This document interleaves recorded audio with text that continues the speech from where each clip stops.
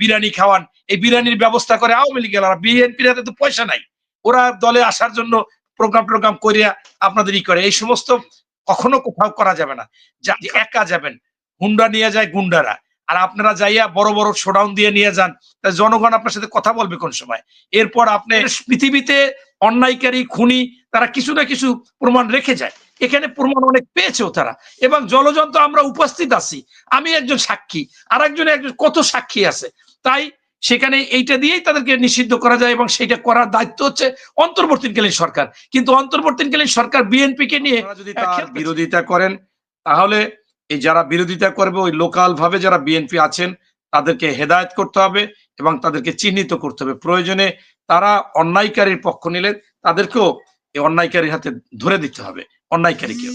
এবং পাশাপাশি আপনি যেটা পুলিশ থেকে ছিনতাই করেছে বা নিয়ে গেছে, এটা হচ্ছে কি দেখেন, পাশাপাশি কিন্তু বাংলাদেশে অনেক জায়গায় তারা লিফলেট বিতরণ করার কথা ছিল। একই 1 ফেব্রুয়ারি থেকে 5ই ফেব্রুয়ারি, এরপর 8ই ফেব্রুয়ারি প্রোগ্রাম আছে ওনাদের একটা, 10ই ফেব্রুয়ারি আছে, এরপর বড় প্রোগ্রাম হচ্ছে 16 তারিখে ওনাদের অবরোধ এবং 18 তারিখে ওনাদের হরতাল।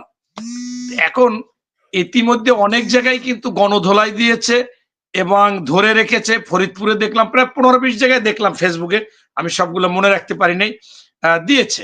আবার 2-1 জায়গায় চুরি মারা করেছে, সেটা স্বাভাবিক। আমি যেহেতু বিএনপিতে ওপেনও করেছি, অনেক সময় চুরি মারা করে ভোরে গিয়ে 20-25 জন যাই এক জায়গায় লিফলেট বিতরণ করছি নির্বাচনী ঠেকাবো, কিন্তু সেই পর্যায়ে ওরা নেই। অর্থাৎ 2 জন 1 জন আমি দেখছি, তাও মুখ টুক ঢেকে ওরা ভিডিও করে আবার সেটা হয়তো বা ছেড়েছে, যেটা শেখ হাসিনাও আলোচনায় থাকার জন্য নিজে একজনের সাথে কথা বলে। ওনার বক্তব্য তো আর কেউ রেকর্ড করে না, ওনার তো গোয়েন্দা সংস্থা নাই, উনরাই আবার রেকর্ডটা করে বলে ছেড়ে দিও, পরবর্তীতে বলে যে ছেড়ে দিও। এই যে বিষয়গুলো, এগুলো মনে করেন নর্মাল ব্যাপার। এক্ষেত্রে আজকে বর্তমানে অন্তর্বর্তীকালীন সরকারের যারা একটা দল করতে চায়, তারা মনে করে যে আওয়ামী লীগকে আমরা নিয়ে কাজ করতে পারবো। আবার মূল কথা, আমি এখন প্রতি 3 দিন, আমি এই 3 সপ্তাহে 3 দিন গ্রামে একেবারে চলে যাই একা। আমাদের ভারপ্রাপ্ত চেয়ারম্যান মহোদয় তারেক রহমান সাহেব বলেছে যে একা যাবেন, হুন্ডা নিয়ে যায় গুন্ডারা, আর আপনারা যাইয়া বড় বড় শোডাউন দিয়ে নিয়ে যান, জনগণ আপনার সাথে কথা বলবে কোন সময়? এরপর আপনি ওখানে যাইয়া বিরিয়ানি খাওয়ান, এই বিরিয়ানির ব্যবস্থা করে আওয়ামী লীগের। বিএনপির হাতে তো পয়সা নাই, ওরা দলে আসার জন্য প্রোগ্রাম করিয়া আপনাদের করে। এই সমস্ত কখনো কোথাও করা যাবে না। যার কারণে আমি এই 3 দিন আমি এলাকায় গিয়ে মানুষের কাছে যাচ্ছি একা একেবারে স্রেফ একজন আমার সাথে হয়তো বা যায়। এখন তাদের হচ্ছে যে কথা হচ্ছে যে এই আওয়ামী লীগের ভোট জামাতও টানতে চায়, আওয়ামী লীগের ভোট বা সমর্থন ওই সরকার সরাসরি নিতে চায়। তারা প্রস্তাব দিচ্ছে যে আপনারা একটা দলের সাথে আসেন বা নতুন দল করেন, আপনারা আওয়ামী লীগ নামে করতে পারবেন না। সেক্ষেত্রে মনে করেন লোকাল ভাবে বিএনপির লোকজন হয়তো বা চিন্তা করতে পারে, আমি চিন্তা করি না ব্যক্তিগতভাবে। আমি চিন্তা করি যে তারা যাকে যোগ্য মনে করবে, যদি তারা ভোট দেওয়ার অধিকার থাকে ভোট দিবে, যারা নিরপেক্ষ আছে বা ওরকম অন্যায় অত্যাচারকারী না, তারা যাকে ভালো মনে করে দিবে। কিন্তু আমাকে যে এখন অন্যায়কে সাপোর্ট করে নিতে হবে, এটা আমি বিন্দু মাত্র চিন্তা করি না। তাই আমি বলতেছি যে এই সকলেরই প্রচেষ্টা, মানে তাদেরকে নেওয়া, আয়ত্তে নেওয়া, সেই সুযোগটাই তারা কাজে লাগাচ্ছে, এটাই আমার কাছে মনে হচ্ছে। এবং আমি সেই জন্য মনে করি যে আমাদের ভারপ্রাপ্ত চেয়ারম্যান মহোদয় তারেক রহমান সাহেব, আমিও কয়েকটা টকশোতে বললে বিভিন্ন জনের বিরোধিতা করেছে যে এটা আগে হতো এখন হয় না, সেইটা উনি বলেছিল যে 1 টার্ম বা 2 টার্ম আমরা ঐক্যবদ্ধ থেকে একটা জাতীয় সরকার করি, যে যত পার্সেন্টেজ ভোট পাবে মিনিমাম প্রত্যেকটা দল থেকে একজনকে রাষ্ট্রের একটা ভালো মন্ত্রিত্ব দেওয়া হবে, এরকম দেওয়া হবে, প্রতিমন্ত্রী মানে অংশীদার হবে, এবং তাহলে হবে কি এই আওয়ামী লীগ আসতে পারবে না। সেইটা অনেকে এটাকে গুরুত্ব দেয়নি, এবং সেটা এখনো উনি বলতেছে যে ঐক্যের কোনো বিকল্প নেই। এবং আমাদের বিএনপির লোকজন ধৈর্য হারাইয়া যখন জামাতের বিপক্ষে কিছু কথা বলছে বা 2-1 জনে বলছে, সেটাও তারেক সাহেব ভালো দৃষ্টিতে নেয়নি। বলেছে যে অনেক বাংলাদেশের সর্ববৃহৎ দল হচ্ছে বিএনপি, সে যদি কেউ, এটা একটা বড় গাছ, বাতাস হলে এইটাই লাগবে, আমরা যারা অন্যরা আছে তাদের কিছু কিছু জিনিস আমরা হজম করতে হবে, সহ্য করতে হবে। তাই আমি মনে করি যে ওনার এই কথায় যদি এখনো ঐক্যবদ্ধ থাকে, এবং থাকলে আমার মনে হচ্ছে যে এরকম একটা ফ্যাসিস্ট এরকম একটা অন্যায়কারী, এইরকম একটা ঘৃণিত ব্যক্তির দল শেখ হাসিনা, এটা কোনোভাবে মানুষ গ্রহণ করতে পারে না এবং করার কথা না। যদি মানুষের মধ্যে বিন্দু মাত্র ন্যায় নীতি, নৈতিকতা, মূল্যবোধ থাকে, তাহলে এই অন্যায়কে সাপোর্ট দিতে পারে না। যেমন আমার ভাই বলছে যে আয়নাগরে বা গুম নিয়েই তো তারা, আমার যেমন আমাকে নিছে, আমার ওখানে ফাইল আছে, আমি দেখছি বিরাট ফাইল, আমি কোথায় কি করছি সব ফাইলটা আমার সামনে বাইর করছে। হ্যাঁ, বাইর করে ব্রিগেডিয়ার জেনারেল হামিদ সাহেব ছিল। এই তো এখন মনে করেন এগুলো তো ডকুমেন্টস কিছু না কিছু থেকে যায় ভাই। এখানে পৃথিবীতে অন্যায়কারী, খুনি তারা কিছু না কিছু প্রমাণ রেখে যায়। এখানে প্রমাণ অনেক পেয়েছেও তারা, এবং জলযন্ত্র আমরা উপস্থিত আছি, আমি একজন সাক্ষী, আর একজন কত সাক্ষী আছে। তাই সেখানে এইটা দিয়েই তাদেরকে নিষিদ্ধ করা যায়, এবং সেটা করার দায়িত্ব হচ্ছে অন্তর্বর্তীকালীন সরকার। কিন্তু অন্তর্বর্তীকালীন সরকার বিএনপি কে নিয়ে খেলতেছে যে ওনরা বলে না কেন। আরে ভাই, আমরা বলতে হবে কেন? আপনি রাজনৈতিক দলগুলোকে ডেকে ভোট নেন, অথবা আপনি জনগণের কাছে বলেন, অথবা আপনারা এই যেমন শেখ হাসিনা জামাতকে সেই আদালতের রায় বন্দুক রেখে কাঁধে নিষিদ্ধ করেছে, আপনারা মামলা করেন, এই ছাত্র বৈষম্য বিরোধী দিয়ে মামলা করেন, যারা গুম করে তাদের দিয়ে মামলা করেন, করে নিষিদ্ধ করে দেন। অনেক কৌশল আছে, কিন্তু সেখানে তারা এটা বিএনপি কে কালার করতে চায়, বিএনপির কাছে এটা বলে। আমাদের কখনো কিন্তু আমরা বলি না নিষিদ্ধ, আমরা বারবার বলি যে রাজনৈতিক দলগুলো ঐক্যবদ্ধ হলে নিষিদ্ধ হবে, কিন্তু আমরা একা চাচ্ছি না, সেইগুলো জনগণ যদি চায় হবে।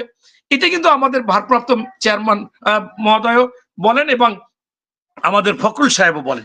আমি আপনাকে একটা কথা বলতে চাচ্ছি যে আপনি আপনি আমাকে ব্যাখ্যাটা যদি ভুল দেন, অনেকে আমাকে খুব কমেন্টস করবে খারাপ।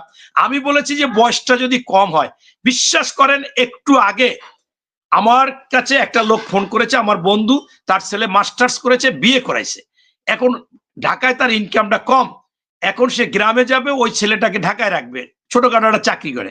ওই ছেলে বলে, বাবা আমি কি সংসার বুঝি, আমি কিভাবে বউ পালতে হবে, কিভাবে বাজার, আমি তো জানি না বাবা, তুমি যাইও না, থাকো, ব্যবসা ঠিক হয়ে যাবে। এই একটু আগে আপনার ঢোকার 5 মিনিট আগে বলছে, তার নাম মুজাম্মেল, আমার মোড়লগঞ্জে বাড়ি। এখন এই কথাটা যে বলছে, সেইটাই আমি বলছি যে তার মাস্টার শেষ করছে, চাকরিতে ঢুকছে, 30 বছর বয়স হয়েছে, সে এখন সংসার করতে পারে না, আমাদের বীর প্রতীক সাহেব যেটা বলেছে। তাই আমি বলতে চাচ্ছি যে আপনারা কিন্তু স্পষ্টভাবে দেখেছেন, সামাজিক মাধ্যমে দেখেছেন যে 6 জনকে ওই ছাত্র বৈষম্য বিরোধী যাদের 24-25 প্লাস বয়স, তাদেরকে নিয়ে গেছিল হারুনের ভাতের হোটেলে। নিয়ে যাওয়ার পরে আমরা দেখলাম বিকেলে একটা ফর্দ ধরাই দিয়েছে, সেই ফর্দ দেখে দেখে বলছে যে আমরা যে আন্দোলন করেছি এটা রাষ্ট্রদ্রোহী আন্দোলন হয়েছে, এবং আমরা কোঠা চেয়েছিলাম, কোঠা দিছে, এরপর আমাদের আন্দোলন যুক্তিকতা নেই, দেশের এই এই এই ক্ষতি হয়েছে, আমরা এই প্রত্যাহার করলাম। পরবর্তীতে তারা যাইয়া আইনমন্ত্রীর সাথে 7 দফা দিল যে যারা যারা গ্রেপ্তার হয়েছে সেখান থেকে প্রত্যাহার হয়ে গেছে। আমি আপনাকে যেটা বলতে চাচ্ছি যে ভাই, আমার বয়স 60 বছর, আমাকে ডিজিএফআই নিচে টর্চার করছে, আমাকে আপনার রিমান্ডে নিছে, মামলার পর মামলা, জেলে, এরকম আমাদের মহাসচিব, ভাইস চেয়ারম্যান, স্থায়ী কমিটির মেম্বার, মঈন খান, অমুক, এরকম তো অনেকেই নিছে, কই তারা তো এটা হলফনামা দেয় না। এটাই আমি বলছি যে রাজনীতি ভিন্ন জিনিস। শুরুতে বলেছিলাম যে অর্থনীতি যেমন 8-8-16 হয়, রাজনীতিতে 8-8-88 হয়। তাই আমি বলতে চাচ্ছি যে এখানেই পার্থক্য, যে তারা কেন অল্পের মধ্যে, একদিনের মধ্যে হয়তো বা 2-একটা পিটান দিচ্ছে, এখন আর আমাদের তো পা ভেঙে ফেলেছে ভাই, পা ভেঙে ফেলেছে, 1.5 বছর সারতে লাগছে। আমাদের মনে করেন এত টর্চার করছে। আমার ছেলে বলতো, এই যেটা কলেজে ভর্তি হয়েছে, বাবা তোমাদের রাত্রে ধরে নিয়ে যায়, সকালবেলা তোমাদের চেহারা চেনা যায় না, মানে এমন আমাদেরকে শাস্তি দিত, এমন টর্চার করতো, মানসিক টর্চার, এইটা সেইটা মানুষই মনে করতো না। তারপরে তো আমরা কখনো এরকম হলফনামা দিই নাই। কোটি কোটি টাকার অফার দিছে ভাই, কোটি কোটি টাকার, এই নির্বাচনে দিছে, আগে দিছে, এই পদ দেবে, এই উপজেলা চেয়ারম্যান বানাই দেবে, এমনি এমনি ওখানে এমপি বানানো যাচ্ছে না যেহেতু মন্ত্রী আছে, এই যে বিষয়গুলো।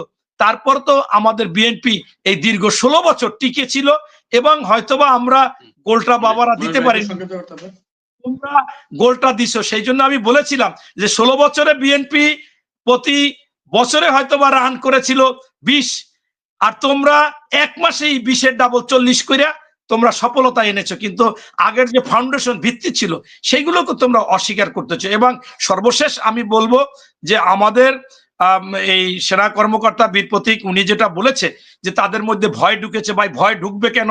আমরা টিভি খুললে কেন দেখবো সাংবাদিকরা জোরে জোরে বলে যে মিরপুরে একটা তদবির বাণিজ্যের স্থান করেছে তার বাবা ভাইদের দিয়ে, আর একজনে করছে বনশ্রী, আবার আরেকজনে লক্ষ্মীপুরে যায়, তারে ফুলে ফুলে ফুলে ফুলে ভরে দেয়, সে ওইখানে বসে রাজনৈতিক কথা বলে, সাংবিধানিক পোস্টে থেকে কিভাবে রাজনৈতিক কথা বলে। এইগুলোর মধ্যে আমরা যাব কেন? শুরুতেই যদি আমরা সুন্দর কাজ করতে পারতাম এবং আমাদের যে সংস্কার গুরুত্বপূর্ণ সেইগুলা, আপনারা তো রাজনৈতিক দল দিয়ে সুপারিশ নিয়েছেন, এমন কোন রাজনৈতিক দল নাই যারা সুপারিশ দেয়নি। সেই সুপারিশই সংস্কার, সেই সংস্কারকে আপনারা কমিটি করেছেন, তারাও ম্যাক্সিমাম জমা দিয়ে দিছে।